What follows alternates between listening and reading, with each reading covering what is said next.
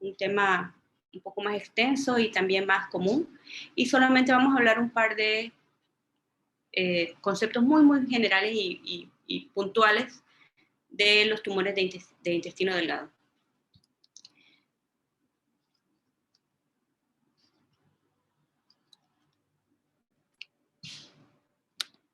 Entonces, cuando hablamos de cáncer gástrico, pues tenemos que conocer que estamos hablando de una patología extremadamente frecuente. En términos mundiales, se encuentra generalmente entre las 5 primeras causas de incidencia de cáncer, siendo en a pesar de que en las últimas décadas la tendencia de las cifras mundiales era hacia la disminución, todavía al momento actual todavía persiste entre los 5 primeros lugares en cuanto a incidencia. En cuanto a la distribución de esta incidencia, podemos ver que la mayor cantidad de casos de cáncer gástrico todavía se encuentran en el continente asiático, siendo Japón el país que presenta las cifras más altas, lo que ha llevado al desarrollo en ese país de programas de detección temprana que sí han generado un impacto positivo en la distribución entonces del porcentaje de casos que están teniendo ellos en fases avanzadas, que han ido disminuyendo, cambiando las curvas hacia las etapas más tempranas, mientras que en nuestro continente las mayores tasas de incidencia se encuentran en términos regionales, Costa Rica, y en Sudamérica, Chile, los principales países donde se encuentran las tasas más altas de incidencia. En términos de mortalidad, pues aquí todavía más importante, el cáncer gástrico sigue siendo, a pesar de los grandes avances que hemos tenido en los últimos 5 años en cuanto a los manejos sistémicos de la enfermedad, todavía persiste la mortalidad por cáncer gástrico siendo una de las más elevadas. Actualmente más o menos se encuentra entre el tercero y cuarto puesto generalmente en los últimos 3 años de mortalidad, solamente después de pulmón y de colon y recto. Lo mismo, las mismas gráficas en cuanto a mortalidad. Como pueden ver en rojo más puro, podemos ver entonces el continente asiático. Allá pues tenemos, sin embargo, como les dije, las tasas de la implementación de los programas de detección temprana en Japón hacen que, a pesar de que sí son el país que mayor tasas de incidencia presenta, no son el país con mayor tasa de mortalidad. Las tasas de mortalidad son más altas en Corea, por ejemplo. Y en mortalidad en nuestra región sigue siendo entonces lastimosamente Costa Rica y Chile los principales, aunque próximamente nosotros no aparecemos en estos datos, pero estamos bastante cerca de entrar en estas gráficas. En cuanto a la epidemiología, pues como les mencioné en un principio, hace un par de décadas se empezó a ver una leve tendencia de la disminución de los números en cuanto a incidencia de cáncer gástrico, probablemente asociado a la implementación de mejores técnicas de almacenamiento de los alimentos, por ejemplo, la introducción de la refrigeración. Probablemente disminuyó el uso de otras técnicas de conservación de alimentos, como por ejemplo las técnicas de ahumado, de salado, etcétera. Lo que se vio en un principio y se interpretó como una mejoría, pues rápidamente se vio que esta mejoría, esta disminución de los casos no era tan marcada en los pacientes jóvenes, sino que estábamos viendo un desplazamiento de las curvas etarias en cuanto a la presentación de los casos. Y como aquí ponemos entonces, la disminución de la incidencia ha sido muy marcada en mujeres y en pacientes más jóvenes. Más bien entonces hemos visto un desplazamiento de la curva entonces hacia edades más jóvenes. La mediana de incidencia de cáncer gástrico hace apenas una década estaba cercana a los 65 años, y esa curva se ha desplazado dramáticamente. En los últimos años pues ya vemos pacientes que antes eran considerados casos anecdóticos pacientes de 30 a 35 años de edad, pues las medianas se han desplazado y ahorita están alrededor de 45, 50 años. ¿Sí? Existe también una variación geográfica que ya hemos visto en las tablas, en las gráficas anteriores, y como pueden ver, pues el 70% de los casos de cáncer gástrico se presentan en los países subdesarrollados. Las latitudes más altas tienen una mayor incidencia, y como les mencionamos, pues Asia sigue siendo el área geográfica donde mayor se presenta, seguido de entonces Europa del Este y Sudamérica. Y una de los hallazgos llamativos es que existen algunas asociaciones a cánceres hereditarios, y los cánceres hereditarios, algunos se han asociado con mutaciones fundacionales, es decir, mutaciones que se encuentran en un área específica, ¿no? Que se han perpetuado a través de la genealogía de un área en particular. Sin embargo, si esto fuese solamente la causa del cáncer gástrico, a estas familias con estas mutaciones o con estas supuestas mutaciones migrar, pues el riesgo debería permanecer inalterado. Sin embargo, se ha visto que los pacientes de Asia que tienen un riesgo elevado, al migrar hacia Occidente, y obviamente cambiar patrones culturales, alimenticios y de otros, pues hay un cambio en el riesgo, ¿sí? Y este cambio puede evidenciarse a partir de la segunda generación de estar trasladado este grupo, ¿no? De manera que el cáncer gástrico, como veremos más adelante, su mayor causa sigue siendo ambiental. Entonces, existen muchísimas formas de clasificar el cáncer gástrico. Vamos a ver algunas de esas clasificaciones. La primera clasificación, entonces, podemos hacerla en base al origen, a la etiología del cáncer.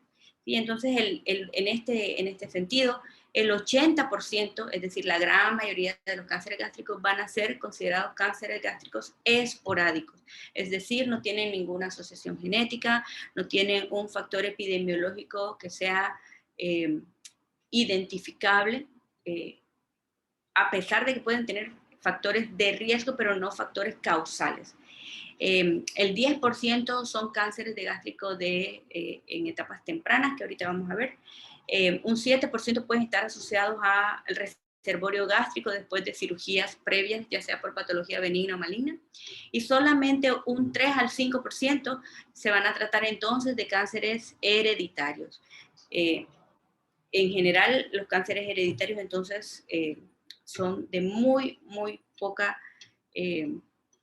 prevalencia, y en Panamá, lastimosamente, todavía no tenemos un registro de los cánceres gástricos hereditarios, pero tenemos países vecinos que los están iniciando y que pueden entonces, estos son datos, como pueden ver, de otras latitudes. Los datos regionales apenas se están generando. Tenemos menos de 5 años en la región de estar iniciando los registros de cánceres hereditarios. Así que habrá que esperar un par de años para ver cómo evoluciona y cuáles son realmente nuestros datos aquí en nuestras latitudes. Otro tipo de clasificación entonces es de acuerdo a la ubicación del cáncer. ¿Sí? De manera anatómica, el estómago nosotros pues, tiene varias partes, pero en términos sencillos, porque tienen características clínicas muy, muy diferentes, muy claramente identificables. Entonces clasificamos al cáncer gástrico en proximal, cuando nos referimos al cáncer que se encuentra en el fondo, en el cardias, en el cuerpo, y nos referimos al cáncer gástrico distal cuando nos referimos al cáncer que está ubicado hacia la región antro y píloro. ¿Sí? Cuando hablamos dentro de los cánceres gástricos proximales, entonces vamos a hablar de una región muy particular que también tiene características muy, muy propias. Y esta es la región de la unión gastroesofágica. Para este sitio específico anatómico se ha diseñado entonces esta clasificación, que es la clasificación de Siewert. Esta clasificación entonces se refiere específicamente a los cánceres de la unión gastroesofágica.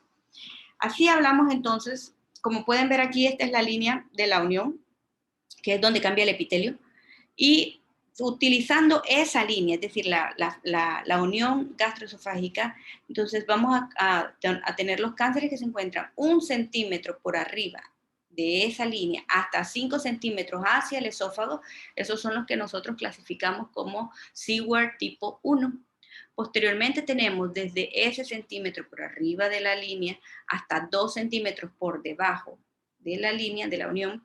Esos 3 centímetros, entonces nos referimos como Seward 2. Y de esos 2 centímetros por debajo de la línea hasta 5 centímetros hacia la curvatura menor, es decir, allá entrando hacia el cuerpo del estómago, esos son los clasificados Seward tipo 3. En términos muy globales, los Seward tipo 3 los consideramos como cánceres gástricos puros. Los Seward tipo 2 son los clásicos carcinomas de la unión gastroesofágica, y los tipo 1 son de la unión gastroesofágica por definición, pero tienden a comportarse más como cánceres esofágicos. En términos en la vida práctica, clínica y para las evaluaciones también académicas, esta es la clasificación más comúnmente utilizada, es la clasificación de Lauren. La clasificación de Lauren entonces divide a los, ojo, estamos hablando ahorita de la entidad más frecuente en cáncer gástrico, que es, vamos a empezar a hablar ahorita del adenocarcinoma, ¿sí? En el estómago pueden originarse diversos tipos de cánceres. Ahorita, todo lo que hemos hablado ha sido en general de todos esos tipos de cánceres. Pero ahorita vamos a empezar a hablar de la clasificación del adenocarcinoma, ¿sí? Que es la entidad que representa más del 90% de los tumores que se originan en el estómago. ¿Ok? Entonces, estos adenocarcinomas se clasifican entonces de acuerdo a esta nomenclatura, que es la clasificación de Lauren, que hablamos de cáncer difuso y de cáncer intestinal, y un tercer tipo que sería mixto cuando coexisten ambos. Entonces, como pueden ver, vamos a hablar primero de lo más común epidemiológicamente, es decir, el intestinal. El intestinal es el tipo más frecuente. Históricamente representaba muchísimo más población, porque los pacientes, como pueden ver, en los mayores, en las personas mayores, representa el 80% de los adenocarcinomas, es decir, apenas cercano al 20% eran tipos difusos. Sin embargo, en los pacientes jóvenes, esa proporción es inversa, es decir, en los pacientes jóvenes los tumores son más agresivos, es decir, son tumores generalmente difusos, y eso representa en esa población 70% son difusos y 30% son intestinales. ¿Correcto? A medida, como les he mencionado, de que las curvas etarias se han ido desplazando, también asimismo se ha ido desplazando este tipo de clasificación. Es decir, en los pacientes jóvenes siempre vamos a tener un porcentaje mucho más elevado de tumores difusos. Entonces vamos a hablar del intestinal bien diferenciado, es decir, el que se presenta en los pacientes de más edad es el tipo intestinal. Como les mencioné, suele ser bien diferenciado. Cuando nosotros hablamos de diferenciación en oncología, la diferenciación tiene que ver con una característica histológica en la que las células todavía asemejan bastante a las células de las cuales se originaron, en este caso, la formación glandular del epitelio del estómago.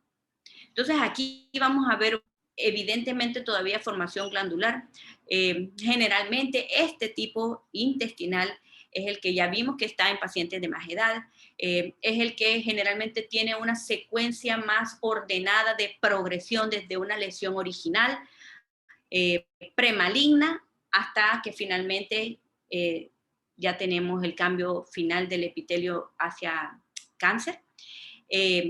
Suele ser menos agresivo en comparación con el difuso, y esta representa la forma epidémica del cáncer.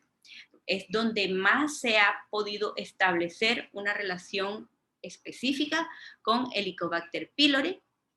Está mucho más asociado a factores de riesgo medioambientales, tiene una mayor prevalencia en hombres y es clásicamente el que encontramos en la región distal, ¿sí?, del estómago. Así que si unimos todo lo que hemos visto hasta el momento, pues si pensamos en cáncer distal, pensamos en pacientes de mayor edad, con mejor diferenciación, cánceres bien diferenciados, con mayor formación glandular, asociados a Helicobacter pylori y formas epidémicas y menos agresivas. Por el contrario, entonces, cuando hablamos de carcinomas, de adenocarcinomas clasificados como Lauren de tipo difuso, entonces estos son pacientes que son más jóvenes, son de ubicación más proximales, es decir, hacia la unión gastroesofágica, fondo, parte alta del cuerpo. Son como les mencioné, de más mal pronóstico, no están tan asociados a factores de riesgo ambientales, tienen una diseminación submucosa y por lo tanto la transición ordenada de una lesión premaligna no se evidencia. Se caracterizan porque pueden presentar metástasis tempranas, hay una pérdida de la expresión de la E-caderina, y esta incidencia va en aumento, como les mencioné, por el desplazamiento de las curvas etarias. No previene de lesiones premalignas, se ven en pacientes más jóvenes, y estas que ven aquí son estas variantes de células en anillo de sello, en donde pues, la característica principal de estas células en anillo de sello es que asemejan, ¿no?, hacen recordar el anillo con el que los monarcas pues sellaban las cartas y todo lo demás, y esto se ve porque el núcleo está desplazado hacia un extremo, ¿no? Entonces vamos a hablar un poquito de factores de riesgo. Existen diversos factores de riesgo que se han estudiado, algunos se han logrado establecer de manera efectiva y otros tenemos datos que todavía pues son no concluyentes. Aunque existe una sospecha de asociación, esta asociación no ha logrado establecerse de manera concluyente. Entonces, desde el punto de vista ocupacional, podemos hablar de el desarrollo humano que tiene que ver con minas, granjas, pescas, procesamiento de alimentos. Si bien es cierto, no tenemos todavía una data extremadamente concluyente, sí hay varios estudios que hacen pensar que sí existe asociación. Muy, muy llamativamente, por ejemplo, Chile, que tiene el porcentaje de la incidencia, las tasas de cáncer gástrico más altas de la región del Cono Sur, tiene características de explotación minera muy, muy predominantes. De hecho, esa es una de sus actividades principales económicas. Entonces, se han realizado estudios también de la concentración de ciertos minerales en regiones en donde se presentan mayores tasas de cáncer gástrico, y se ha visto asociación con las elevaciones o fluctuaciones de ciertos minerales, por ejemplo, molibdeno, zinc, etc. Entonces, sí hay una relación que pareciese estar asociando cáncer gástrico con este tipo de actividades, pero riesgo relativo todavía, algunos estudios, hay data mixta, ¿sí? Hay estudios que sí han logrado establecerlo y hay otros que han fallado en establecerlo, así que eso todavía lo tomamos como data no concluyente, aunque viendo los mapas, pues como que sugiere fuertemente que sí existe esta asociación. Como les había mencionado, hay un porcentaje de cáncer gástrico que está relacionado a formarse en lo que nosotros llamamos un muñón gástrico. ¿Sí? Esto es cercano del 7% de los cánceres, de la totalidad de los cánceres gástricos, y esto es después de cirugías que alteran la anatomía y por lo tanto la manera fisiológica en cómo se hace el vaciado gástrico, en cómo se hace la exposición de cierto material bilioso, por ejemplo, al estómago, a la mucosa, al epitelio del estómago, ¿no? En el caso de la enfermedad asociada de cáncer gástrico a cirugías previas, puede presentarse desde tan solo 12 años después de la cirugía o incluso 30 años después. Esto que ven aquí de B2, B1, esto es un tipo de reconstrucción que nosotros hacemos en cirugía. Ahorita creo que más adelante tengo una fotito, un dibujo. Y eso nosotros le llamamos reconstrucción en Billroth 2 o en Billroth 1, si bien en la actualidad han caído en desuso por el desarrollo de técnicas un poquito más complejas. Todavía en algunas ocasiones podemos encontrar que se realicen este tipo de reconstrucciones y ellas lo que favorecen es el tránsito de la bilis hacia el epitelio gástrico y esto es predisponente entonces para el desarrollo de gastritis primero y luego la evolución progresiva hacia formación de nuevas malignidades. En el caso del virus Epstein-Barr, se ha detectado que alrededor de un 13% de los cánceres gástricos pueden llegar a presentar positividad por Epstein-Barr. Y Epstein-Barr está ya establecido claramente en asociación con cánceres de cabeza y cuello, específicamente del área de la nasofaringe. Entonces, si este virus está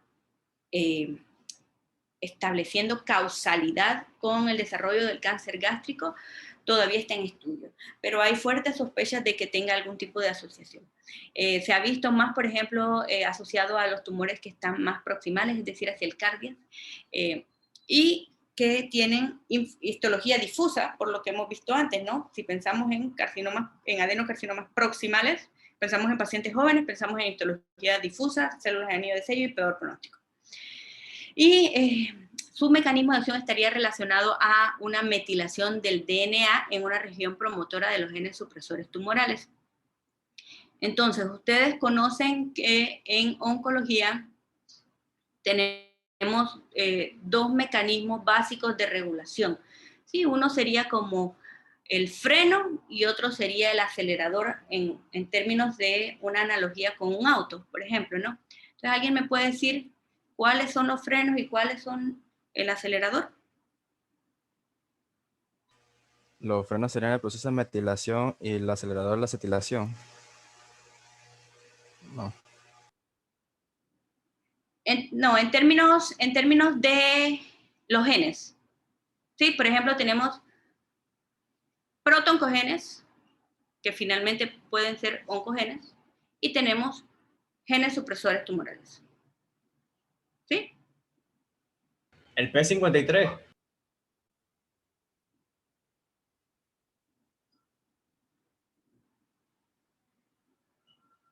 No logré escucharte, doctor.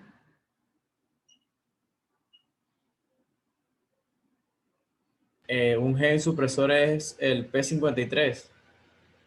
Ajá, y ese es el famoso, es el más famoso de los genes supresores. Esto sería el freno o sería el acelerador. Será el freno en este caso, ¿no? Va suprimiendo que no se produzcan tumores, ¿no? El freno. Ajá, perfecto. Entonces, y los oncogenes entonces serían los aceleradores, ¿verdad? Entonces, ¿cuál es la diferencia entre un protoncogen y un oncogen?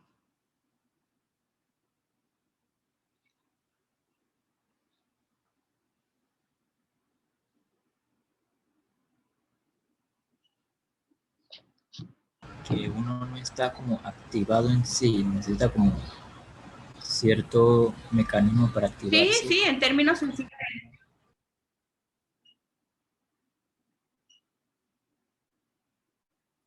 Lastimosamente escucho parcialmente las respuestas, pero en términos muy, muy generales, perfecto, ¿no? O sea, nosotros todos tenemos protoncogenes, o sea, esos son, todos los tenemos, pero requieren de ciertos mecanismos, como bien han dicho, mutaciones que se van acumulando hasta que finalmente ese protoncogen se convierte efectivamente en un oncogen. Entonces, esta metilación, ahora sí volviendo a la primera respuesta que dio alguno de los doctores, esta metilación de la región promotora, pues obviamente, pues para poder que un gen finalmente haga transcripción y finalmente produzca una proteína que haga el efecto que finalmente va a generar el cambio en las células, en los tejidos que nosotros vamos a evidenciar clínicamente, esa región promotora tiene que estar activada, ¿no? Para que ese proceso de producir la proteína se lleve a cabo. Y esta metilación, pues lo que hace es que silencia este gen, ¿no? Entonces, al silenciar a un gen supresor, pues evidentemente lo pone en exposición o pone en riesgo del desarrollo entonces de algunas enfermedades oncológicas. Como bien les dije, pues esta relación se está estudiando, pero como les dije, tenemos ya modelos estudiados en otras patologías como el cáncer de nasofaringe, en donde está claramente establecida la relación, así que es probable que también se encuentre una relación con el virus del Epstein-Barr. Entonces tenemos también, por ejemplo, ya les mencioné al principio un poco de la refrigeración, que se supone que tal vez la refrigeración en sí no impactó tanto no es tanto el factor protector, sino que disminuyó la exposición entonces a otros métodos que eran requeridos para la preservación y conservación de los alimentos, como era el ahumado, la preservación con sal, etc. La otra cosa, pues obviamente la ingesta de las carnes procesadas, que se consideran actualmente un carcinógeno grupo 1, que está en el mismo grupo que los asbestos, el cigarrillo y el alcohol. Y, por ejemplo, las cepas de Helicobacter pylori. Helicobacter pylori, ¿ustedes ya vieron patología de Helicobacter pylori?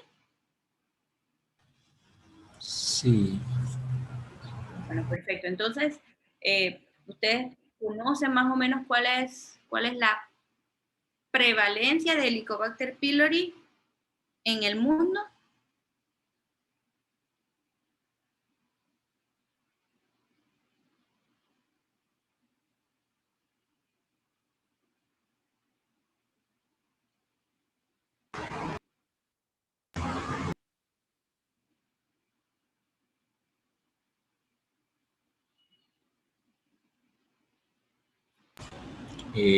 Basta.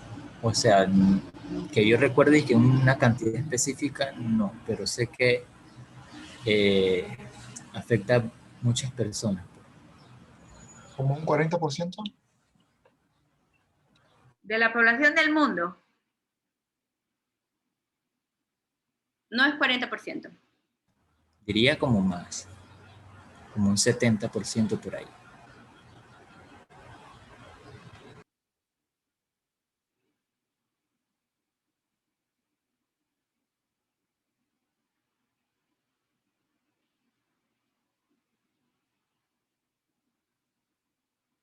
Si tuviesen que decir que consideran que el Helicobacter pylori es muy común en la población del mundo o es poco común. Muy común.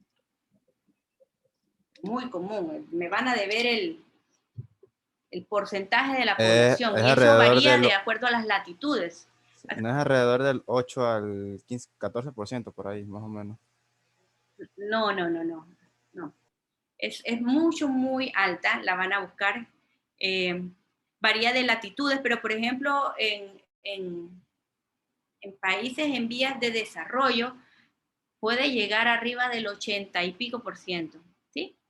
Entonces es altamente común, muy frecuente que existe el Helicobacter pylori, como mencionamos, en países en vías de desarrollo mucho más.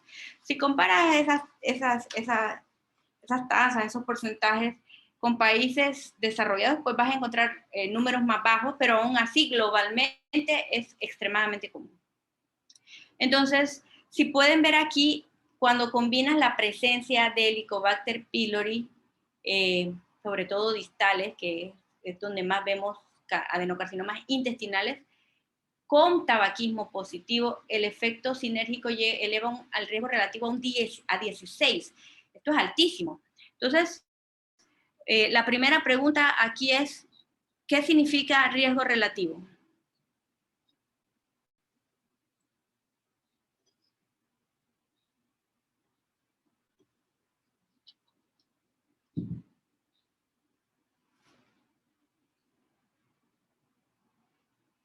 Es como la cantidad de veces en que se va a desarrollar una enfermedad en un grupo en comparación a otro que no tiene estos factores de riesgo.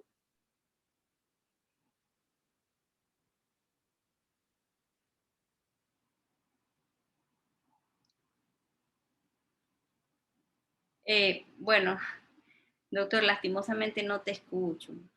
Es una pena. Pero bueno, en términos muy sencillos, pues creo que dijiste veces. Sí, no es la asociación el número de veces que se eleva un evento al presentar específicamente una característica, ¿no? En comparación con la población que no tiene esa característica. Es decir, un paciente, una persona que fuma y está asociado a la presencia de Helicobacter pylori, pues tenemos que puede tener hasta 10 veces más riesgo de presentar, de desarrollar el cáncer en comparación a una persona que no tenga estas características. Entonces, el Helicobacter pylori, como hemos dicho, pues representa uno de los factores de riesgo más importantes y uno de los que mejor se ha estudiado en asociación a cáncer gástrico, sobre todo de tipo distal, de clasificación de Lauren, intestinal, en pacientes obviamente de mayor edad, ¿no? Y tiene relativamente mejor pronóstico en comparación a los que ya vimos que son proximales. Entonces, para resumir más o menos, tenemos los pacientes que están con adenocarcinomas proximales, nos vamos a referir en este momento a cardias, pero es proximales. Y los pacientes que son distales. Entonces, la edad, ya vimos que en los pacientes de tumores proximales son pacientes que son Jóvenes. más jóvenes, perfecto. Y acá pacientes de la edad más tradicional, ¿no? Más pacientes mayores, en general arriba de 65 años. Bien, el sexo masculino, en realidad hemos visto que en los pacientes se ve en los dos grupos, en las dos entidades, pero en los pacientes más obesos y en las mujeres es donde menos se ha visto la disminución en el cáncer gástrico de este grupo, del proximal. La asociación con tabaquismo y etilismo, si bien es cierto, se ha descrito, no es lo más importante en este tipo de cáncer del proximal. Lo más importante entonces que tenemos es asociación claramente descrita, es la predisposición familiar, porque son pacientes más jóvenes en donde, si bien es cierto, del 100% de los cánceres gástricos, solamente un 3 al 5% son hereditarios, pues aquí sobre todo lo tenemos que tener presente. El sobrepeso claramente establecido en los tumores proximales, el sobrepeso causa disfunción del esfínter y por lo tanto da lugar al mayor reflujo, la fisiología cambia y hay mayor reflujo hacia la zona gastroesofágica que puede ocasionar finalmente un cambio de epitelio. Y la asociación con Helicobacter pylori está establecida, pero no tan fuertemente establecida como en los tumores distales. De manera que la forma epidémica es la distal, asociada a Helicobacter pylori fuertemente. donde aquí también vemos sobrepeso, pero no tan marcadamente como en el cardiac. Y en este lado de los tumores distales es donde los factores de riesgo ambientales, nutricionales, tienen un mayor peso. Como ya vimos, pues, las comidas saladas, ahumadas, las carnes procesadas, los nitritos y las nitrosaminas, las gastrectomías previas y el bajo consumo de fibras y vitamina C. También tenemos, por ejemplo, la asociación, algo que se me olvidó comentarles, por ejemplo, es, a pesar de que el Helicobacter pylori es altamente frecuente, ya vimos que puede ser arriba del 80% en algunas latitudes, ¿qué porcentaje de los pacientes que tienen cáncer gástrico, tú les haces la prueba y tienen Helicobacter pylori?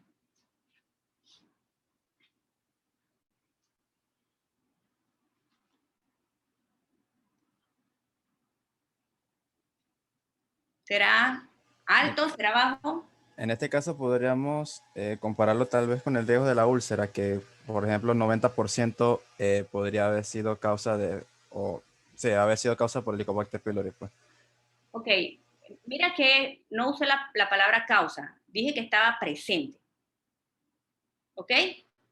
Pero es un buen porcentaje, me gusta tu manera de pensar. Sí, es alto, ¿no? Es decir, al mínimo, lo menos es lo mismo que en la población general. Me explico, porque el Helicobacter pylori, como ya vimos, es altamente común. Bien, si bien es cierto, tú agarras a los pacientes con cáncer gástrico y les haces una prueba de Helicobacter pylori y un 80% o más a veces te va a dar positivo para el Helicobacter pylori, realmente, ¿cuántos de los pacientes que tienen Helicobacter pylori van a desarrollar cáncer gástrico? Al revés, ahora.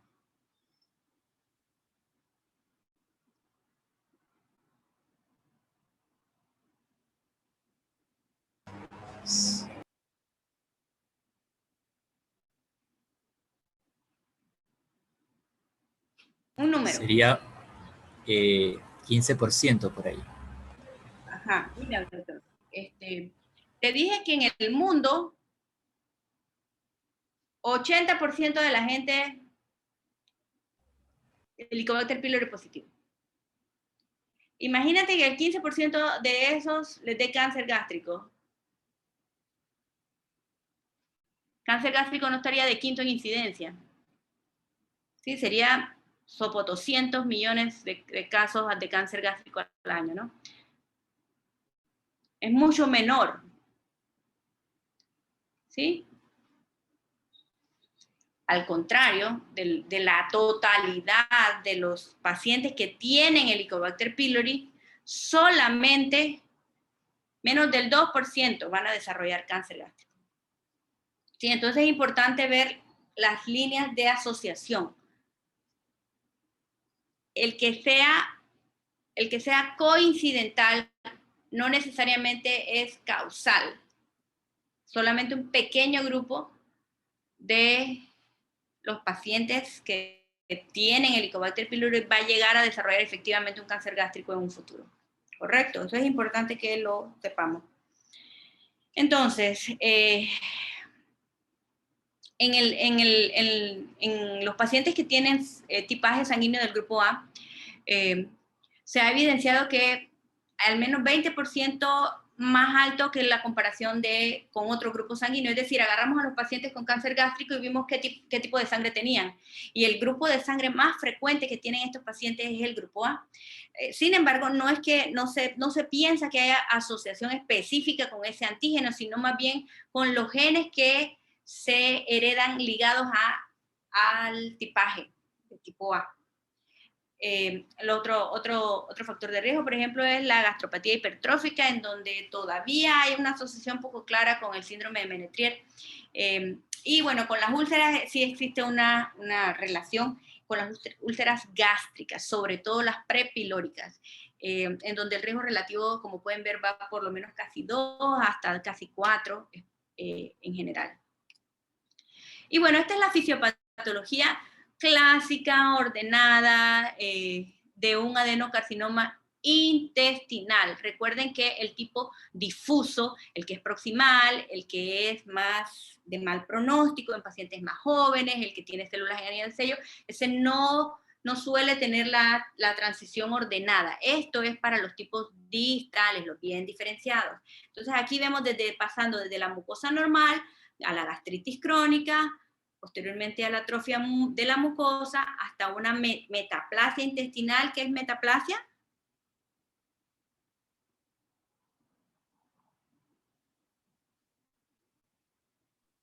Cambios histológicos precancerosos. No me gusta. ¿Qué es metaplasia? Es un cambio de las características de las células que estaban presentes. E intestinal es que el cambio se refleja en células intestinales. ¿Pero ese cambio es anormal o no? Anormal. Sí, sí es anormal. No. Sería como en defensa de la No gente que lo cause. Es una transformación del linaje celular, ¿no es? Es un cambio de epitelio por otro. Sí. Es un cambio de un epitelio por otro. Por ejemplo, cuando tenemos en el estómago que tenemos que tener epitelio cilíndrico, por decirte, y de pronto tenemos, porque hubo reflujo o en la unión, y de pronto ese epitelio se aplanó, pero sigue siendo, a pesar de que es un cambio de epitelio, ese epitelio sigue siendo normal, de características histológicas normal, a pesar de que, obvio, ojo, cambió el epitelio, y esos cambios no se generaron espontáneamente, se generaron porque o había un Helicobacter pylori, o que cambió el pH, o que hubo bilis, que había reflujo y cambió el pH, etcétera, etcétera. Y finalmente, después de la metaplasia, entonces sí viene la displasia, en donde los cambios histológicos ya sí involucran, cuando dices displasia, sí hay cambios epiteliales que sí son patológicos, ¿correcto? Y finalmente, entonces, cuando ya hay disrupción de la membrana basal, pues ya tenemos entonces un carcinoma. En este caso estamos hablando de adenocarcinoma. Bien, entonces ahorita vamos a hablar de la parte clínica. Los pilares diagnósticos son 3 básicos. Yo diría que lo principal para establecer un diagnóstico de cáncer gástrico es pensar en ese diagnóstico, ¿sí? Como vamos a ver, muchas de la clínica de los síntomas que el paciente presenta son iguales, son compartidos con patologías benignas y de muy alta prevalencia, como lo son la enfermedad ulceropéptica, como lo son el reflujo, de manera que si no tienes en tu mente que puede ser un cáncer, no lo vas a pensar y no lo vas a buscar. Entonces, los pilares diagnósticos son la clínica, las imágenes y la histopatología, donde se confirma finalmente el diagnóstico. Entonces, la clínica, como pueden ver, son cosas muy vagas. La dispepsia, que es lo más frecuente, es 43%, se presenta en 43% de los pacientes. Y es dispepsia, que eso puede estar relacionado, como ya les mencioné, a bastantes otras enfermedades benignas. El sangrado digestivo, que es lo que la gente tiene en la mente, bueno, es que el paciente va a llegar sangrando y así fácil lo diagnostico. Solamente un pequeño grupo de los pacientes con cáncer gástrico llegan sangrando, es decir, con estos pacientes que llegan con las borras de café, con la hematemesis, así. Es mucho más frecuente ver hematemesis en pacientes que tengan, por ejemplo, hipertensión portal y varices esofágicas, que en un paciente con cáncer gástrico. Entonces, náuseas y vómitos, la pérdida de peso, que es un síntoma supremamente inespecífico, el síndrome anémico y la disfagia en caso de que estamos hablando de tumores muy altos. De manera que, como ven, la clínica es vaga. El examen físico, pues esto es lo que no queremos ver. Si vemos algo de esto que está aquí, es un paciente que lastimosamente ya perdimos, ¿sí? El cáncer gástrico es una enfermedad que no da ningún tipo de alteración en sus etapas tempranas al examen físico. Si vemos esto que está aquí, es porque el paciente está en una etapa avanzada, en donde ya lastimosamente salió del manejo con intención curativa. Entonces, tenemos, por ejemplo, la evaluación del ganglio supraclavicular del lado izquierdo, que es famosamente conocido como ganglio de Virchow, la palpación de un ganglio axilar izquierdo también, en donde le llamamos el ganglio de Irish, la diseminación transelómica hacia el ombligo, en forma de un nódulo umbilical, que es famosamente descrito como el nódulo de la hermana María José o Mary Joseph, en el tacto rectal, este escalón que simplemente representa un implante también peritoneal hacia el fondo de saco, que es llamado como Bloomer Shelf, y al tacto vaginal, en casos muy, muy voluminosos, en donde se pueda realizar el tacto vaginal y llegar a tocar un ovario aumentado de tamaño por una diseminación hacia el ovario de un cáncer gástrico, en el famoso, el que es conocido como tumor de Krukenberg, ¿sí? Entonces, estos que ven aquí, como les he mencionado, pues son datos de enfermedad muy avanzada. Bien, entonces, por ahora la clínica, la historia no ha sido muy... La historia clínica no es muy contribuyente, no es específica, es vaga y es también común compartida con otras enfermedades. Así que por el momento el examen físico, si lo encontramos, lastimosamente estamos tarde ante un paciente que lastimosamente probablemente vamos a perder. Así que vamos a hablar entonces de imágenes, de ese paciente que llegó sin datos físicos al examen físico, pero con una historia que, como ya lo estás pensando y sabes que sí, que cáncer gástrico es frecuente en el mundo, es el 5º cáncer más frecuente y que la mortalidad está en el 3er lugar, entonces tú lo tienes presente, va a llegar una paciente que te dice que tiene dispepsia, una paciente de 38, 40 años, y tú vas a pensar, mejor descarto cáncer gástrico. Entonces, este paciente, el mejor estudio, uno de los principales estudios de abordaje en el pilar diagnóstico es la endoscopía. Entonces, es el mejor método diagnóstico porque no solo nos permite evaluar la imagen, nos permite evaluar la ubicación del tumor y nos permite realizar biopsias. Estas biopsias, si se hace una sola toma de biopsia, como nosotros le llamamos como los mordiscos, ¿no?, de biopsias, una sola toma de biopsia tiene una sensibilidad del 70%, pero si haces al menos 6, 7, esa sensibilidad sube al 98%, es altamente efectivo, ¿sí? Como ven aquí, entonces, se tienen que realizar también no solo de la parte del transicional, es decir, de la base del borde de la úlcera, ¿no? Las clasificaciones endoscópicas, pues a nosotros aquí en Panamá nos toca utilizar la de la figura 2, donde es para cáncer gástrico más avanzado. Lastimosamente, la clasificación de cáncer gástrico temprano, pues es un sueño todavía para nuestras latitudes, pero sí es ampliamente utilizada en lugares como Japón, en donde ya se han establecido programas de cribado por sus altas tasas de incidencia. Entonces ellos sí pueden utilizar las clasificaciones de cáncer gástrico temprano. A nosotros nos toca utilizar las clasificaciones cuando hablamos de una masa, de una úlcera, cuando es tipo infiltrante y ulcerativo, y el tipo 4 cuando es difuso e infiltrante.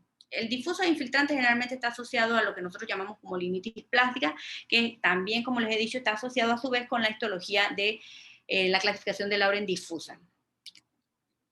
Bien, entonces, endoscopía para diagnóstico nos permite evaluar visualmente el tumor, la ubicación y realizar la biopsia. Después, entonces, tenemos el ultrasonido endoscópico. Entonces, el ultrasonido endoscópico es el mejor método para etapificar la T. Nosotros en cáncer usamos el sistema de TNM para clasificar y planificar los pacientes, ¿no? Entonces, la T habla en cáncer gástrico de la profundidad de invasión en las capas del estómago. El mejor método, como les he dicho entonces, para identificar la T es el ultrasonido endoscópico. Tiene, como pueden ver, una efectividad que puede llegar al 92%, y este rango es tan amplio porque, como todos los ultrasonidos, es operador dependiente. Su sensibilidad es alta, alrededor del 91%, pero no es tan efectivo para evaluar la N, ¿sí?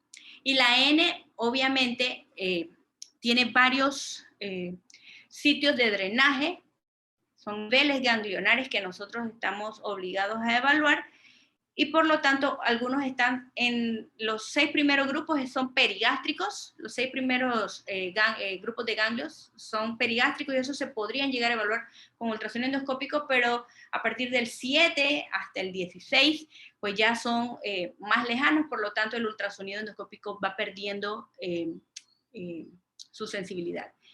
Es nuevamente operador dependiente, como ya les mencioné, y para evaluar metástasis, evidentemente, pues su utilidad es muy limitada. Bien, la tomografía entonces. La tomografía es el mejor estudio para evaluar la N y la M. ¿Sí? Entonces aquí vamos a ver, en esta de aquí podemos ver un tumor voluminoso de la pared. Aquí podemos ver el engrosamiento de la pared evidente. Acá podemos ver lo mismo nuevamente, los engrosamientos, y aquí podemos ver la gran cantidad de metástasis que ocupan el hígado. ¿Sí?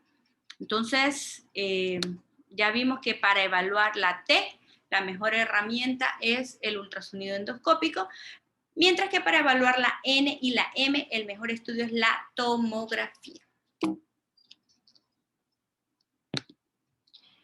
Bien, una vez hacemos la biopsia finalmente, entonces vamos a, como les mencioné, 95% de los casos van a ser adenocarcinoma, que es lo que hablamos de la clasificación de Lauro, ¿sí? O intestinales o difusos. Alrededor de un 1 al 5% pueden llegar a ser linfomas, un 2% pueden ser los famosos tumores del estroma gastrointestinal o GIST, cariñosamente, que antes se conocían como leiomiomas o leiomiosarcomas. También pueden haber tumores carcinoides, adenocantomas o incluso carcinomas de células escamosas, pero son la gran minoría, o sea, es un pequeño, casi despreciable grupo.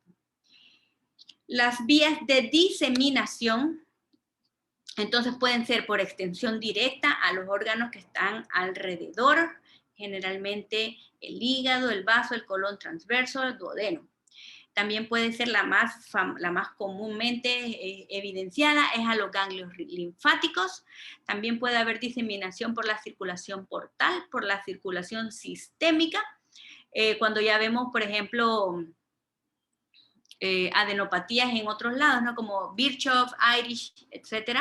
Y puede ser también transcelómica, como ya les mencioné, en el caso de perdón, las carcinomatosis y los implantes. El tratamiento, 2 palabras nada más. El pilar del quirúrgico en los casos de cáncer gástrico temprano, que como les mencioné, lastimosamente no es nuestra realidad, pero deben saber que existe y que ojalá algún día sea nuestra realidad. Es ideal la mucosectomía endoscópica para lesiones de cáncer temprano. ¿Sí? Entonces tiene que tener ciertas características como lo son que sean lesiones pequeñas, menores de 1 centímetro, que estén sobrelevadas, que sea una histología bien diferenciada, que no sea ulcerada, preferiblemente que se encuentre en el cuerpo y en el andro, porque la región del fondo es muy susceptible a perforaciones, por ejemplo, y la porción del prepilórica o preduodenal prácticamente, o la primera porción del duodeno, pues son riesgosas en cuanto a la circulación y a los sangrados, que no haya compromiso de la submucosa y que no tenga adenopatías. Y como pueden ver, la supervivencia está cercana al 95%, es decir, estos cambios epiteliales, el cáncer gástrico temprano manejado quirúrgicamente tiene muy buen pronóstico. Cosa muy diferente a, lastimosamente, los cánceres avanzados. Entonces, esto es el tratamiento quirúrgico en lo que nos toca a nosotros, que son lastimosamente lesiones avanzadas. Aquí podemos ver entonces, el tratamiento está basado en la resección del estómago y la linfadenectomía asociada.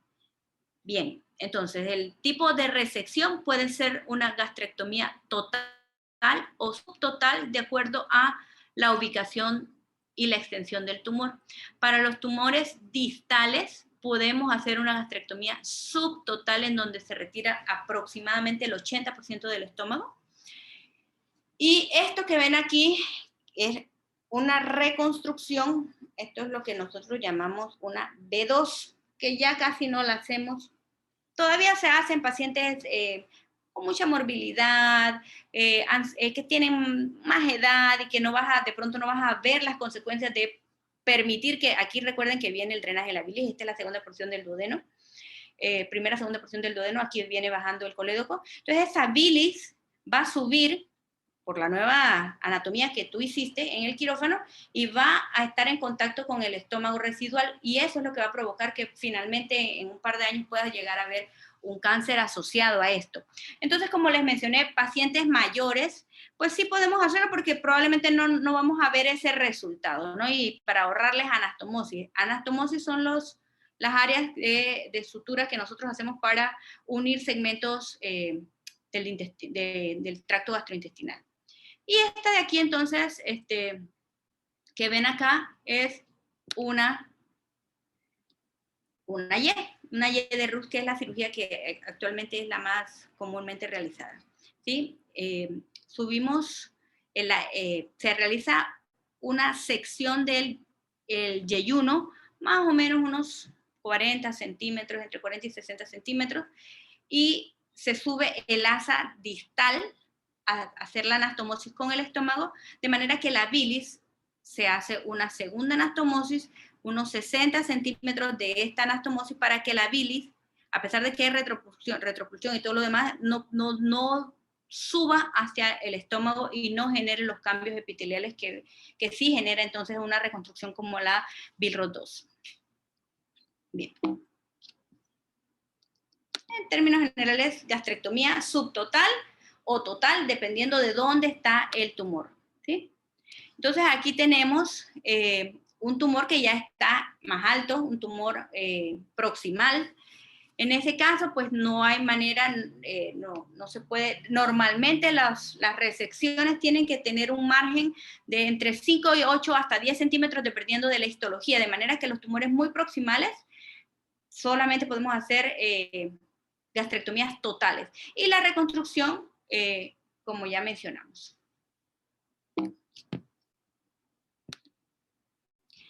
La linfadenectomía que va asociada a esta resección, entonces, nada más para que sepan la nomenclatura, nosotros hablamos de disecciones de 1, de 2, de 3 o de 4. Habitualmente, lo que está recomendado es una disección, una linfadenectomía con disección de 2 para cáncer gástrico. Bien, y el tipo de resección, es decir, nosotros usamos esta terminología para referirnos a si quedó o no quedó tumor macroscópico o microscópico luego de que nosotros hicimos nuestra resección. Entonces, una resección R0, que es el gold standard para el manejo de todas las enfermedades oncológicas, en su mayoría. R0 significa que no hay enfermedad macroscópica ni microscópica, es decir, tú quitaste tumor macroscópico, quitaste toda tu pieza, la enviaste al patólogo y el patólogo te reporta márgenes negativos. Eso es una resección R0. Cuando haces una resección R1, significa que tú quitaste todo tu tumor macroscópico, te fuiste feliz a tu casa y cuando ves la patología, el patólogo te dice margen microscópico positivo, ¿sí? Ese margen microscópico que hay enfermedad residual es una resección R1. Y la resección R2 es cuando lastimosamente entras, es una enfermedad muy diseminada y el paciente está sangrando, igual le tienes que quitar el estómago porque está sangrando, es una cirugía paliativa solamente, y tú sabes que estás dejando enfermedad residual macroscópica, pero pues tienes que proceder para paliar. Entonces esto es una resección R2. Y bueno, criterios de irresecabilidad, algunos de los más comunes. Si tenemos enfermedad a distancia, pues evidentemente es un paciente que ya salió del estatus curativo. Cuando hay evidencia de afectación peritoneal, esto incluye cuando hacemos la cirugía del cáncer gástrico, uno de los primeros pasos es hacer un lavado peritoneal. Eso se envía a citología, y si la citología te reporta que está positivo, eso todavía a la fecha sigue considerándose enfermedad metastásica y por lo tanto en teoría no se procede. Cuando hay enfermedad localmente avanzada con afectación de ganglionar más allá del nivel N3, N4, cuando hay invasión o encierro de las principales estructuras vasculares en estómago específicamente, estamos hablando del tronco celíaco y la arteria mesentérica, por ejemplo. Si la arteria que está involucrada es la arteria esplénica, que es una rama del tronco celíaco, pero no el tronco, sino la esplénica, entonces tú puedes quitar la esplénica y obviamente realizar una esplenectomía asociada a la gastrectomía. Y bueno, cuando hay resección gástrica limitada, incluso como ya les mencioné, que haya una resección R2, si estás paliando algo, ¿no? Si estás manejando síntomas. Otros tratamientos complementarios, pues la quimioterapia y la radioterapia. Son indispensables, específicamente la quimioterapia tiene un rol muy, muy importante en el manejo del cáncer gástrico. A veces es necesario darla antes de la cirugía, a veces hacer una combinación de quimioterapia, cirugía y luego más quimioterapia. Y a veces en casos muy particulares puede hacerse quimioterapia, cirugía y luego quimio y radioterapia. Los factores pronósticos, ¿quién me dice que es un factor pronóstico y cuál es la diferencia con un factor predictivo?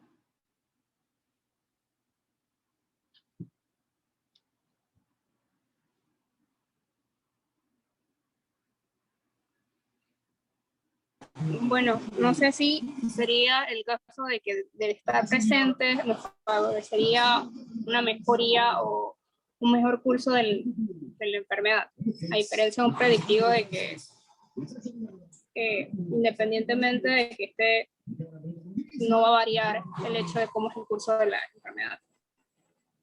¿Y qué es lo que, cuál es la importancia del predictivo entonces?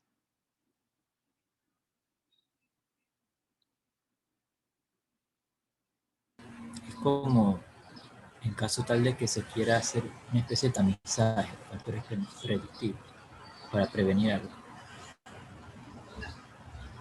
El pronóstico, pues sí lo dijo bien la doctora, básicamente son características del tumor o del paciente que van a decirnos si al paciente le va a ir bien o mal en comparación si lo tienes o no.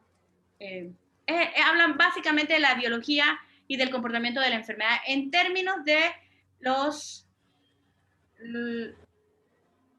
outcomes que buscamos en oncología, que es supervivencia global, supervivencia libre de enfermedad, etc.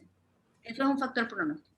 Y un factor predictivo es una característica, nuevamente, que nos indica si el paciente es susceptible o candidato a recibir una terapia en particular. ¿Sí? Por ejemplo, si el paciente tiene un cáncer gástrico que exprese HER2 positivo, entonces ese paciente puede llegar a ser candidato a recibir trastuzumab, que es un medicamento específicamente, una molécula diseñada específicamente para esa característica, para ese receptor. ¿Ok? Eso es un factor predictivo, pero el hecho de que sea HER2 positivo también es un factor pronóstico, en el caso específico de HER2. Cuando hablamos de un factor pronóstico puro, por ejemplo, puede ser la histología. ¿Sí? Un paciente con histología difusa tiene un peor pronóstico que un paciente con una histología bien diferenciada, un intestinal. ¿Correcto? ¿Me expliqué?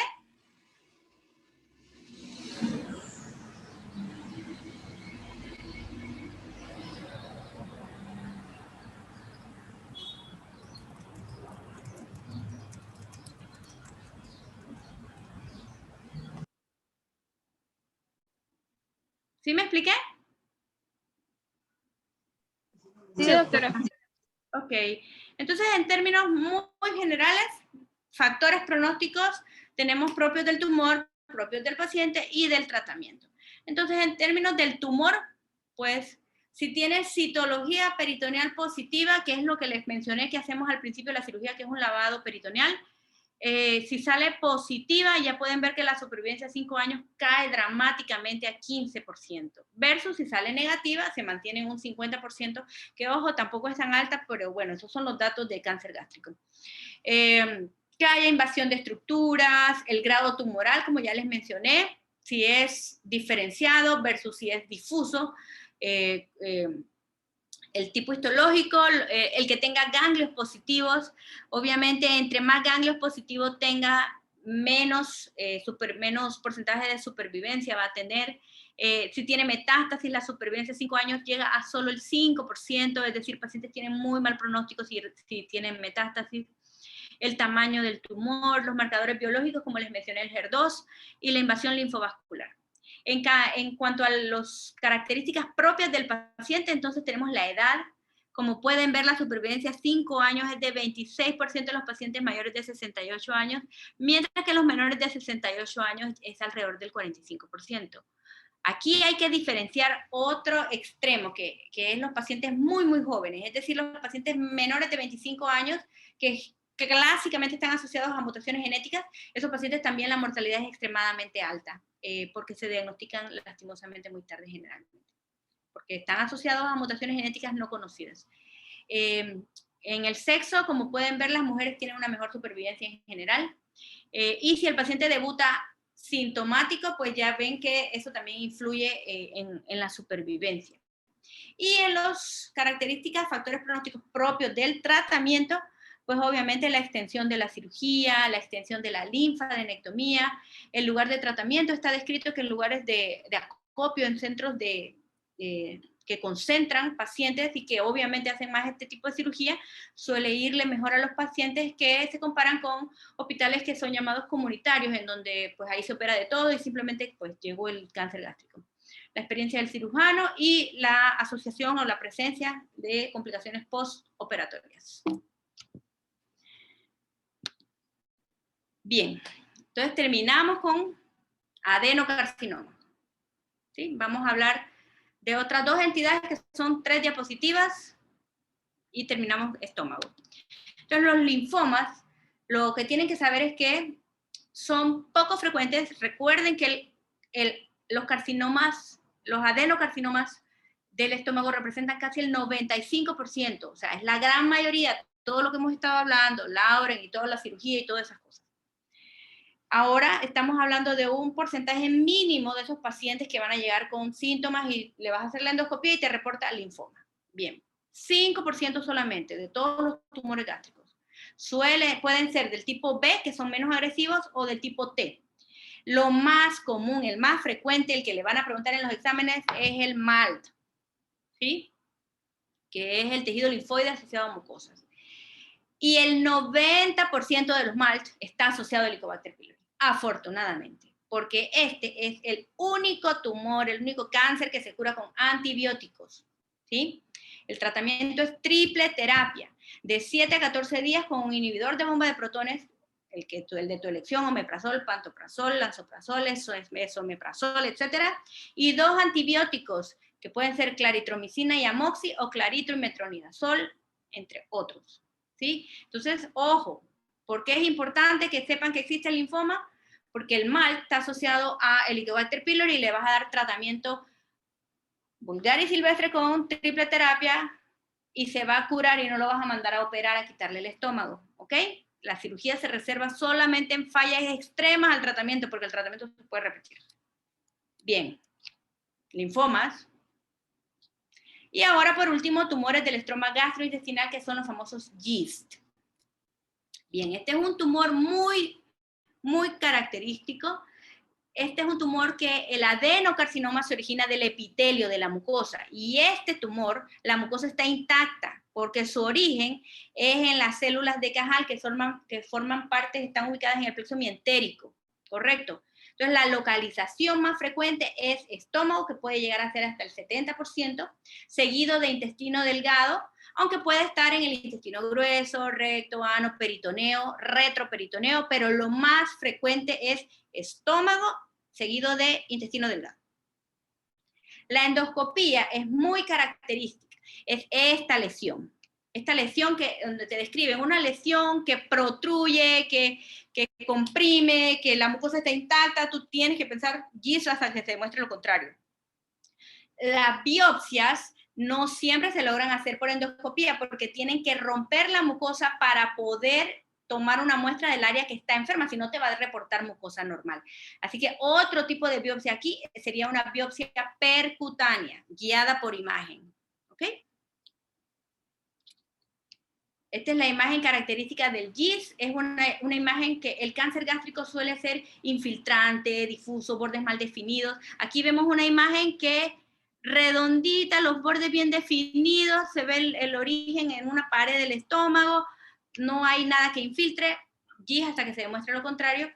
Y en la cirugía, a diferencia de los cánceres epiteliales, el adenocarcinoma, aquí no necesitamos hacer resecciones anatómicas, o sea, allá era o gastrectomía total o subtotal, más linfadenectomía. Aquí hacemos unas resecciones que llamamos no anatómicas, resecciones en cuña, lo que sea necesario para solamente quitar el tumor y darle un margen negativo. Y aquí no es necesario hacer linfadenectomía porque el porcentaje de involucro ganglionar es bajo. ¿Ok? Muy bien. Entonces vamos a hacer este pequeño caso clínico. Es una paciente femenina de 50 años, enfermera, que tiene historia de 1 año y medio de epigastralgia. Entonces, como todo buen trabajador de salud, porque no conozco a ninguno que no haya tenido epigastralgia en algún momento. Y todo por los pasillos.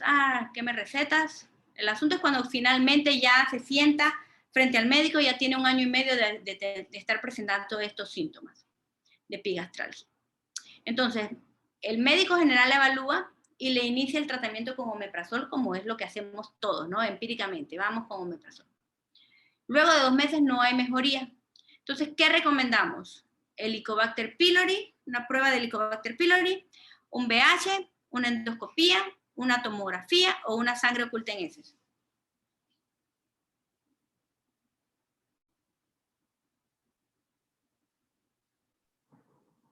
Prueba de Helicobacter pylori. ¿Quién más? ¿Quién más muere? Una endoscopía. Una endoscopía. Sangre oculta en heces. Ok, vamos a ver. El que mandó la Helicobacter. ¿Por qué le mandaste Helicobacter? ¿En qué te va a ayudar eso? Bueno, la Helicobacter pues está relacionada con acidez, úlceras, el cáncer, y saber que está presente me puede ayudar a darme cuenta de cuál es la razón. ¿Cómo? Te va a ayudar a darle más tratamiento, porque ya estaba como omeprazol, le vas a dar entonces antibiótico, qué sé yo, ¿sí? Sí. Pero vamos a decir, te sale positiva, porque ¿cuáles son las probabilidades que te salga positiva? Altas. Claro, no, ya lo vimos, que hay mucho Helicobacter pylori dando vuelta, y que coexiste con cáncer, o sea. Así que realmente, ¿qué valor tiene esta prueba en términos de diseñar un tratamiento efectivo para esta paciente? ¿Qué tienes que descartar aquí? Si hay cambio del epitelio, ¿no? Si hay algún cambio en la mucosa. ¿Y cómo haces eso? Bueno, yo lo decía porque yo pedí una endoscopía. Pues. Correcto, yo sé, sí, reconozco tu voz, sé que le pediste una endoscopía. Perfecto, porque si haces una endoscopía, lo que los quiero llevar hacia el pensamiento es que por alguna razón que todavía no logro comprender, hay mucho temor en pedir las endoscopías. Es que nadie va a matar a nadie por pedir una endoscopía, ¿sabes? Y le puedes hacer una prueba de Helicobacter pylori al tejido que sacas de la endoscopía. También. Te puede mandar, o sea, incluso el patólogo lo va a ver el Helicobacter pylori en la muestra y te lo va a reportar. Así que ahí puedes matar 2 pájaros de un tiro. La sangre oculta en heces es un estudio que te va a dejar entonces pensando si le tienes que hacer una prueba, una endoscopía alta o una endoscopía baja, porque sigue siendo, no tienes idea. El mejor estudio aquí para un dolor en epigastrio de una paciente de 50 años que ya tomó meprazol encima, o sea, y aunque no lo hubiese tomado, es la endoscopía. La endoscopía nos permite ver, nos permite hacer biopsias y nos permite también saber si hay Helicobacter pylori o no, porque todo eso se va a ver en la endoscopía. No se va a ver la Helicobacter en la endoscopía, pero se va a tomar la muestra para que se pueda diagnosticar si hay Helicobacter, si esa es la preocupación que tú estás pensando, y duermes en paz, porque tú haces una endoscopía que está negativa por tumor, entonces ya le puedes dar el tratamiento que quieras, cuantas veces quieras por Helicobacter pylori. ¿Ok? Entonces, endoscopía.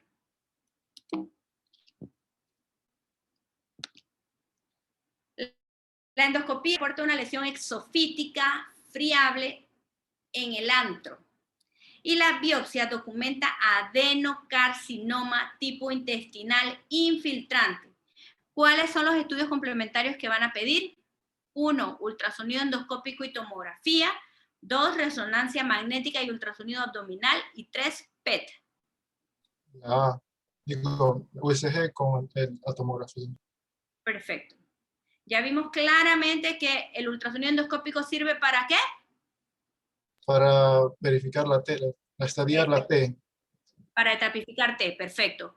¿Y la tomografía sirve para etapificar? N y M. N y M. Resonancia magnética no tiene ningún rol en cáncer gástrico, igual que el ultrasonido abdominal, eso no tiene ninguna sensibilidad ni especificidad para el área que estamos viendo, y el PET-CT por el momento tampoco tiene rol. Bien, el ultrasonido endoscópico reporta lesión que infiltra la muscular propia, y la tomografía dice sin adenopatías regionales y sin metástasis. Entonces, ¿ustedes qué le van a recomendar como tratamiento? Le van a dar una triple terapia con inhibidor de bomba de protones y 2 antibióticos. Le van a ofrecer una gastrectomía parcial con linfadenectomía, una gastrectomía total o una gastrectomía total con linfadenectomía.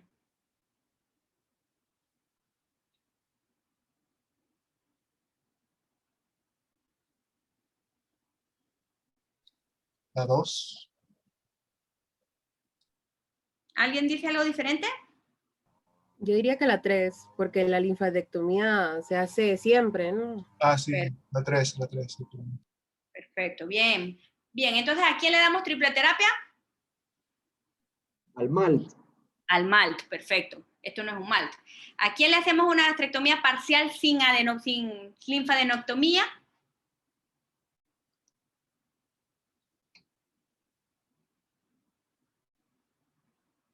A nadie. No. Al GIST. Al GIST. Al GIST, perfecto.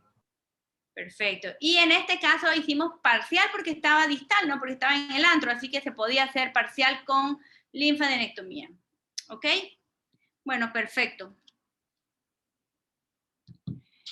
Entonces, ¿tienen alguna pregunta?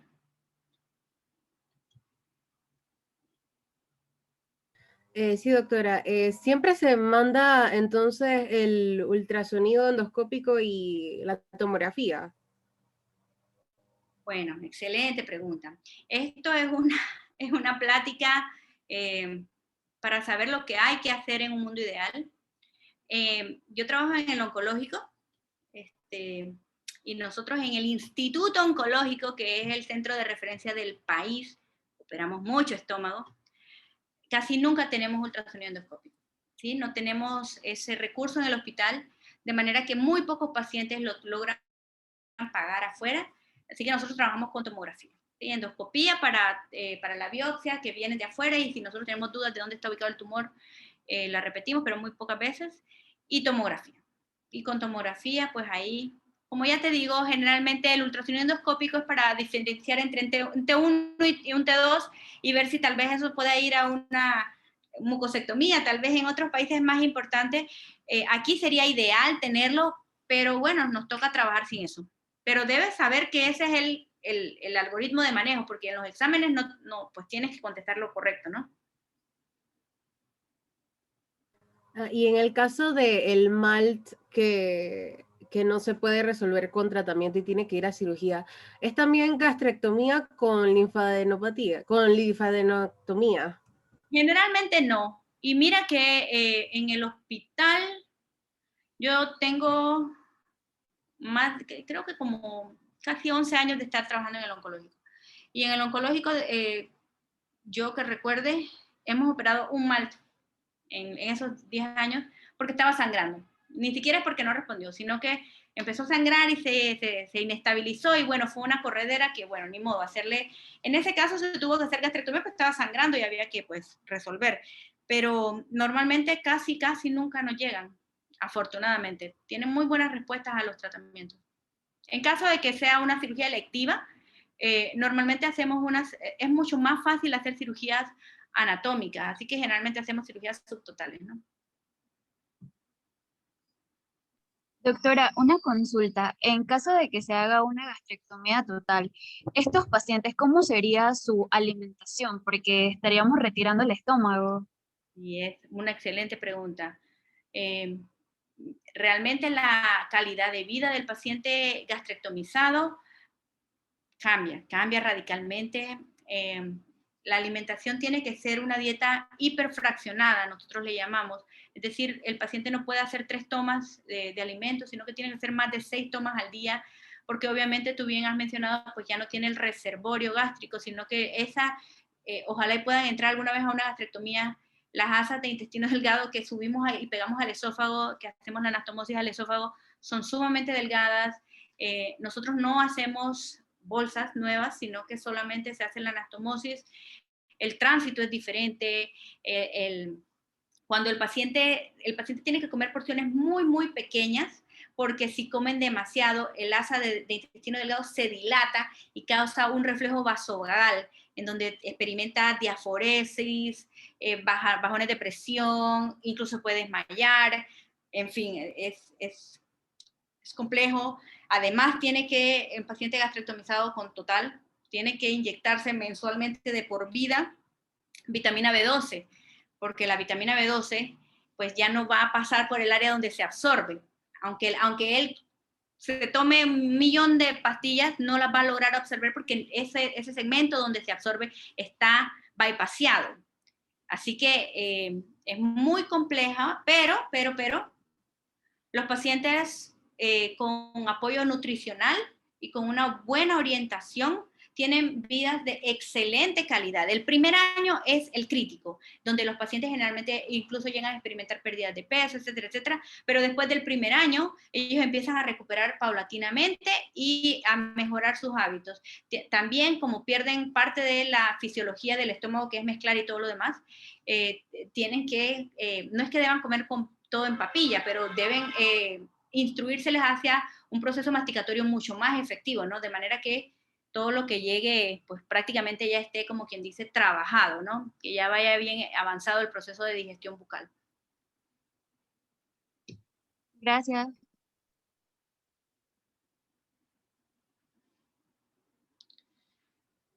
Bueno, entonces vamos a hablar solamente poquísimo, nada más para que sepan que existen, de intestino delgado. Los tumores del intestino delgado, no todos son malignos, pero la mayoría son malignos, ¿sí? Un poquito más de la mitad son malignos, y la gran mayoría de esos tumores malignos son adenocarcinomas. Recuerden que adenocarcinoma es lo más frecuente también en el estómago, así que seguimos la misma línea. También pueden haber unos tumores que se llaman carcinoides, también pueden haber aquí linfomas y pueden haber sarcomas. Y GIS, como ya vimos, que es el segundo lugar más frecuente de la presentación de los GIS. Primero estómago, segundo intestino delgado. Entonces, término muy, muy general que yo quiero que podrían llevarse es, por ejemplo, la localización vital. Adenocarcinoma, principal sitio duodeno, y viene bajando en orden. Duodeno, yeyuno, ilion. Si tú ves una lesión en el ilion terminal, entonces tienes que pensar en un linfoma. Y si ves un tumor en el apéndice o el ilion distal, pero sobre todo apéndice, carcinoide. Y bueno, el GIST ya vimos que puede estar en el estómago o el intestino delgado. ¿Qué otra cosa podrían orientarlos? Es la asociación con otras características. Por ejemplo, si ves linfoma, no vas a ver un tumor solo. Generalmente vas a ver adenopatías, retroperitoneales, mesentéricas, un paciente más florido clínicamente, ¿sí? Aquí vemos un linfoma, por ejemplo. En el caso del tumor carcinoide, tienes que pensar, aunque no es lo más frecuente afortunadamente, que pueden haber metástasis hepáticas. Y en el síndrome, en los tumores carcinoides que tienen metástasis hepáticas, pueden entonces presentarse unos episodios clínicos que se llaman crisis carcinoides, en donde hay liberación de sustancias vasoactivas y puede haber episodios de flush, de enrojecimiento, de crisis hipertensiva, de broncoespasmo, entonces diarrea, otro cuadro clínico muy, muy florido, diferente, carcinoide. Los GIST ya vimos que son imágenes bien redondeadas, que se ven bonitas en las tomografías, que generalmente están bien delimitadas y definidas. Y en el caso del adenocarcinoma, pues lo más frecuente es que tienen que recordar es que cuando ven adenocarcinoma del intestino, hay que pensar que estén en asociación con un síndrome, ¿sí? Ya sea un síndrome de Lynch, que es el síndrome de cáncer colorectal no polipósico, también con adenomatosis, con poliposis adenomatosa familiar, con la asociación del síndrome de Peutz-Jeghers, la enfermedad celíaca y la enfermedad de Crohn. Entonces, muy general, adenocarcinoma, que es lo más frecuente, linfomas, que va a venir acompañado de muchos ganglios, carcinoides, que tenemos que pensar en característicamente apéndice o ilion, y GIST, que ya lo vimos de las diapositivas pasadas. Sencillo, nada más para que sepan que existen. Bien, entonces son neoplasias muy raras. Recuerden que les dije que el 60% eran malignos, pero es que en general apenas representan el 2% de los tumores del tracto gastrointestinal. Entonces son tumores muy raros, es muy rara vez lo van a ver. ¿Cuál es la manera más frecuente en donde se diagnostica? En donde encuentras una enfermedad metastásica, ves el hígado y empiezas a buscar, que está lleno de metástasis, y empiezas a buscar y encuentras un carcinoide en el apéndice. O ves enfermedad metastásica, empiezas a buscar y ves entonces un tumor en el ilion. O en cirugías, por ejemplo, pacientes que entran con dolor, cuadro de apendicitis, lo sacan, lo mandan, y cuando viene la patología, entonces te dice, oye, era un carcinoide en la punta del apéndice o en la base del apéndice, etc. El pronóstico va a depender de la etapa clínica, y como pueden ver, lastimosamente, muchos de estos tumores se diagnostican en etapas clínicas avanzadas, así que la supervivencia pues, va a depender de qué tan avanzada esté esta etapa clínica. La ubicación en el adenocarcinoma, ya les dije, la mitad se encuentra en el duodeno, 30% en el yeyuno y 20% en el ilion. Fácil, en orden, la mitad está en el duodeno, yeyuno y ilion, bien. Su evolución es ordenada generalmente como lo vimos en la evolución de un adenocarcinoma, y las vías de diseminación, pues las mismas, linfáticas, circulación portal, y las metástasis más frecuentes, hígado siempre, de primero, pulmón, hueso, cerebro y otros, o la diseminación peritoneal también incluso. La etiología, como ya les dije, asociación con síndromes, generalmente síndrome de Lynch, o poliposis adenomatosa familiar. También está asociada con la ingesta de carnes rojas y de grasas, que es un riesgo relativo de 2 o 3. Y con la enfermedad de Crohn, pues ya sabemos que enfermedad de Crohn pues, está asociado lastimosamente a cáncer colorectal y también a tumores del intestino delgado. Y el síndrome de Peutz-Jeghers, que también les mencioné, con un riesgo relativo de 18. Como ya les dije, son pocos tumores de estos. La relación hombre-mujer es casi 1:1, pero sí hay mayor incidencia en negros que en blancos, y el riesgo aumenta con la edad. La mediana de edad al diagnóstico es 60 años. Y bueno, el pronóstico va a depender de la etapa y de si se pudo o no se pudo operar, porque el factor pronóstico que mayor impacto tiene en supervivencia es la cirugía. Es lo único que impacta supervivencia. Entonces, ¿cuáles factores pronósticos adversos? Bueno, los pacientes de edad avanzada, si eres un paciente de raza negra, la etapa, ya lo vimos, que tenga histología pobremente diferenciada, y las localizaciones distales, evidentemente, les va peor. El diagnóstico, como yo les dije, después de 6 a 8 meses, pues ya el 90% se vuelven sintomáticos porque, bueno, crecen, ¿no? Generalmente se van a presentar con cuadros de dolor o de obstrucción. Esos son los dos principales síntomas, dolor abdominal y obstrucción. Entonces, al examen físico, un cuadro clásico de obstrucción intestinal, obviamente, dilatación de asas, timpanismo, etcétera. Y en las imágenes, pues, obviamente, en la tomografía vamos a ver la lesión, y si tenemos acceso a la videocápsula endoscópica, que en el país, en los hospitales del estado, todavía creo que no está disponible, es un estudio costoso, cuesta más o menos unos $2.500, $3.000 casi, y puede tener unos falsos negativos hasta el 19% para tumores, que no es un buen número. Ese número es muy alto para un estudio diagnóstico.